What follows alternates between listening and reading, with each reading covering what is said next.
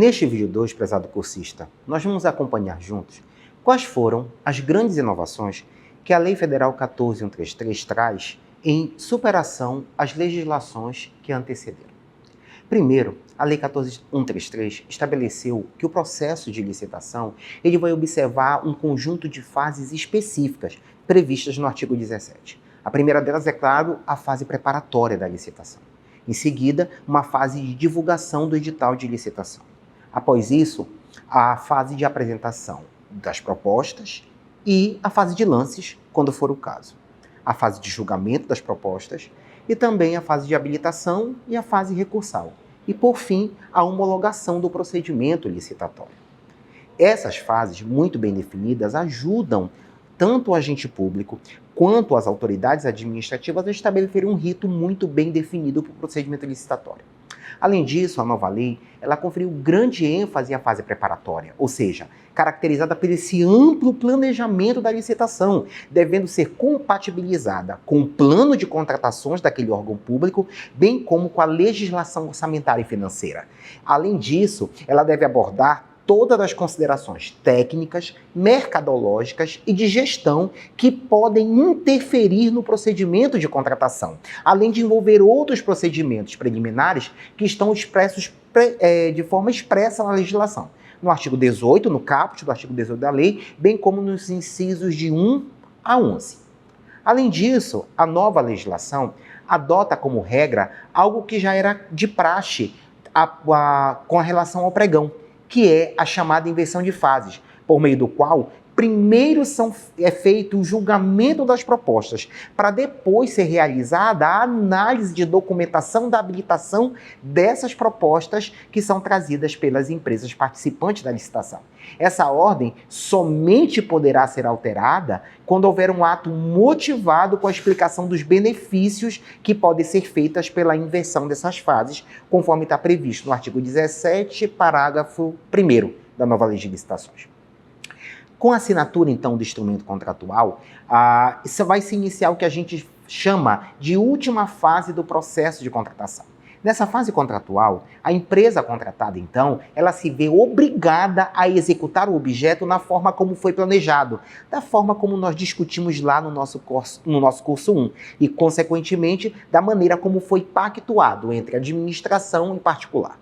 Nesse caso, então, vai caber à administração nessa fase realizar o que a gente chama de fiscalização e acompanhamento da execução do contrato, conforme está previsto no artigo 89 e seguintes, óbvio, da Lei Federal 14.133. Então, eu quero mostrar para vocês de acordo com o que diz o artigo 89. O artigo 89 da lei diz o seguinte: os contratos de que trata esta lei serão regulados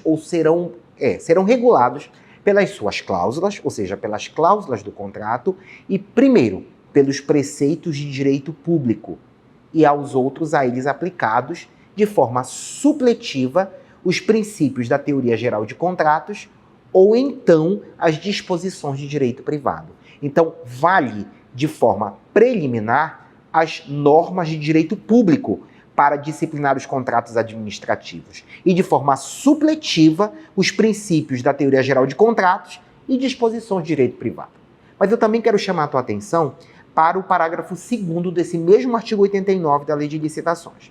Esse parágrafo 2º, ele vai dizer o seguinte: que os contratos administrativos, eles deverão ser claros e precisos nas condições de execução, que vão estar expressos em cláusulas que vão definir os direitos, as obrigações e as responsabilidades das partes, ou seja, as responsabilidades da administração e as responsabilidades do ente contratado, em conformidade tanto com os termos do edital dessa licitação, bem como com da proposta apresentada pelo licitante vencedor e com os termos do ato que autorizou a contratação. Além, é claro, do conteúdo da proposta que foi aportada lá no procedimento licitatório.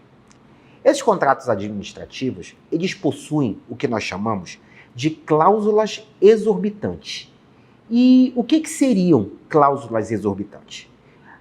Dentro do direito administrativo, as cláusulas exorbitantes são cláusulas comuns em contratos administrativos mas que você não encontra essas mesmas cláusulas em contratos da vida civil comum, porque elas seriam consideradas ilícitas em contratos entre particulares, pois elas estão pautadas, as cláusulas exorbitantes, nas prerrogativas da administração pública, que colocam a administração numa posição superior à outra parte, ou seja, ao particular, dentro da relação contratual, em decorrência de um princípio que nós chamamos de princípio da supremacia do interesse público sobre o interesse privado. Em outras palavras, isso significa dizer que as cláusulas exorbitantes seriam prerrogativas legais que a administração possui sobre o particular e que vão o quê? Vão justificar, dentro da supremacia do interesse público sobre o interesse privado e de forma motivada, essa presença de cláusulas exorbitantes dentro do contrato administrativo. Entretanto, essas cláusulas exorbitantes, elas têm que atender ao que a gente chama de requisitos de validade do ato administrativo. E a partir disso é que elas podem ser inseridas nos contratos para salvaguardar o interesse público. Tá?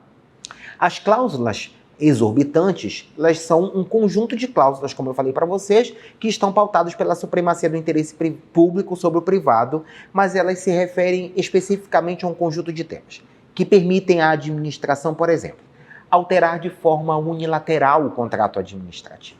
Além de alterar, também rescindir o contrato administrativo de forma unilateral dentro das hipóteses previstas em lei. Também é permitido à administração, através das cláusulas exorbitantes, fiscalizar o contrato administrativo havido entre ela e particular. Da fiscalização e do inadimplemento, ou seja, do descumprimento pelo particular das cláusulas contratuais, vem a possibilidade de cláusula exorbitante para quê? Aplicar sanções. Também para ocupar provisoriamente bem pessoal e serviços do particular, se for interesse público. Além disso, as exigências de garantia pela administração sobre o particular também estão pautadas dentro das cláusulas exorbitantes. Ou seja, a administração também pode impor, inclusive, restrições quando o contratado alegar que a administração não está cumprindo a sua parte do contrato. O que isto significa dizer? Que a administração, mesmo não cumprindo a sua parte do contrato administrativo, pode continuar demandando que o particular continue executando a sua parte do contrato administrativo. Essas são as cláusulas exorbitantes dos contratos administrativos. Tá? Então, eu gostaria que você fizesse uma leitura, pesquisasse novas fontes, que você vai achar esse tema muito interessante. Até o próximo vídeo.